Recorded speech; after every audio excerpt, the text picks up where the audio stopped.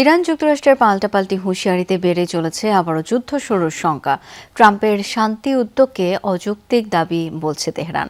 অন্যদিকে তেহরানের প্রস্তাবকে স্টুপিড আখ্যা দিয়ে মার্কিন প্রেসিডেন্ট ডোনাল্ড ট্রাম্প বলেছেন চলমান যুদ্ধবিরতি এখন লাইফ সাপোর্টে। আবার হামলা শুরুর হুমকিও দিয়েছেন। পাল্টা হুঁশিয়ারি দিয়ে ইরান জানিয়েছে উপযুক্ত জবাব দিতে পুরোপুরি প্রস্তুত তেহরান। রেইনবো অ্যাক্রোপ্লাস্টে অ্যাক্রিলিক এমালশন থাকায় মুছে ফেলা যায় যে কোনো দাগ সহজেই। Rainbow Paints. যুদ্ধবিরতির মাঝেও থামছে না উত্তেজনা। একদিকে শান্তি আলোচনার কথা, অন্যদিকে পাল্টাপাল্টি হুমকি আর কড়া বক্তব্যে এখনো মুখোমুখি অবস্থানে যুক্তরাষ্ট্র ইরান।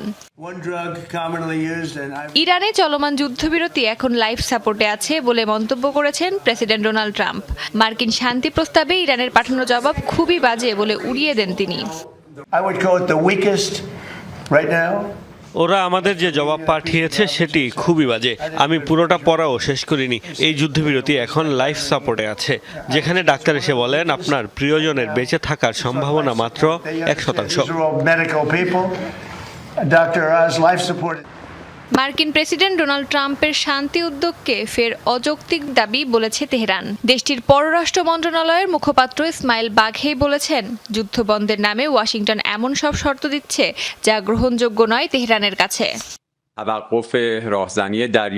আলোচনা চলাকালে যুক্তরাষ্ট্র অযৌক্তিক দাবি করে চলেছে। যুদ্ধ বন্ধের নামে ওয়াশিংটন এমন কিছু শর্ত চাপিয়ে দিতে চাইছে যা কোনোভাবেই গ্রহণযোগ্য নয়। যুক্তরাষ্ট্র একদিকে শান্তির কথা বললেও অন্যদিকে চাপ ও হুমকির নীতি অনুসরণ করছে। এদিকে ট্রাম্পের হুমকির জবাবে আরও কড়া ভাষায় সতর্ক বার্তা দিয়েছে ইরানের পার্লামেন্ট স্পিকার মোহাম্মদ বাঘের কালিবাফ। বলেন যে কোনো আগ্রাসন বা সামরিক পদক্ষেপের উপযুক্ত জবাব দিতে পুরোপুরি প্রস্তুত তেহরান। সামাজিক মাধ্যম এক্সে দেওয়া পোস্টে কালিবাফ দাবি করেন যুক্তরাষ্ট্র ইরানের প্রস্তাব মেনে না নিলে কোনো সমাধান হবে না।